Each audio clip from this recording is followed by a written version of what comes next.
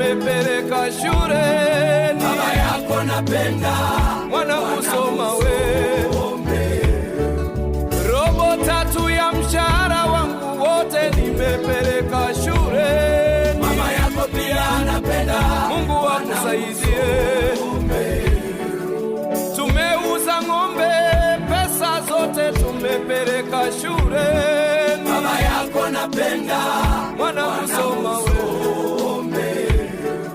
Tunamwomba Mungu wa mbingu.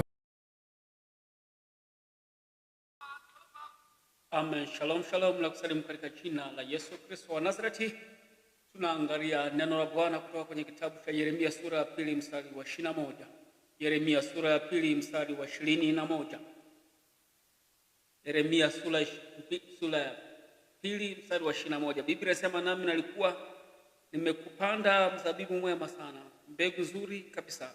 Umegeukeje basi kuwa mche usiofaa wa mzabibu mwitu machoni pangu? Nami nalikuwa nimekupanda mzabibu mwema sana, mbegu nzuri kabisa. Umegeukeje basi kuwa mche usiofaa, mzabibu mwitu machoni pangu? Yeremia anasema sura ya 21, nalikupanda uwe mzabibu mwema, nilikupanda kuwa mzabibu mwema kabisa, mbegu njema kabisa. Umegeukeje kuwa mbegu isiyofaa, mzabibu usiofaa machoni pangu? Kusudi la mwanadamu, tumeumbwa ili tumtumikie yeye, tumeumbwa ili tumwabudu yeye. Umegeukeje? Yale mambo yanatendeka duniani, yale mambo wanadamu wanafanya, mwanadamu anamchinja kwa sababu ya mali. Mwanadamu yuko tayari kufanya chochote. Mtu anamuua mtu. Uovu ukiwa na kasi, uovu ukiwa na nguvu, nyakati ambazo tuko nazo, majira ambayo tuko nayo haya, maasi kuongezeka. Na Biblia inasema umegeukeje, nalikupanda kuwa mzabibu mwema kabisa, mbegu njema kabisa. Umegeukeje? Umegeukeje mwanadamu? Umegeukeje kuwa mzabibu mwitu, mzabibu ambao kusudiwa? Umegeukeje? Umegeukeje mwanadamu? Haleluya.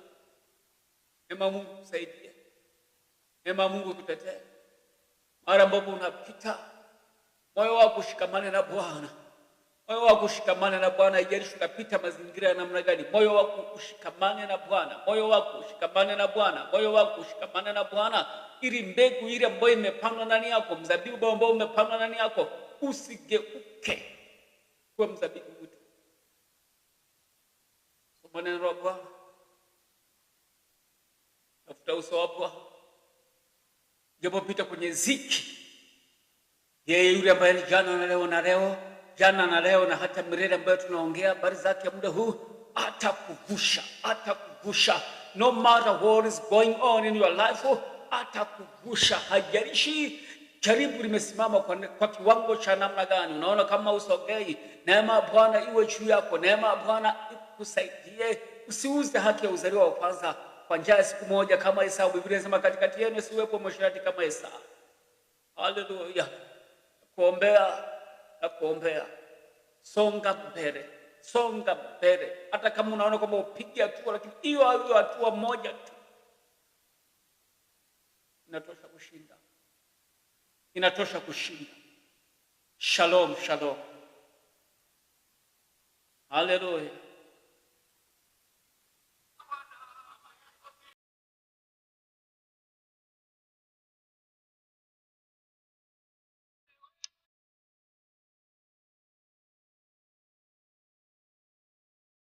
Shalom. Na kusalimu katika jina la Yesu tena na kuaga. Fikiria wazazi walikusomesha, kazi za ulinzi za kuuza chapati.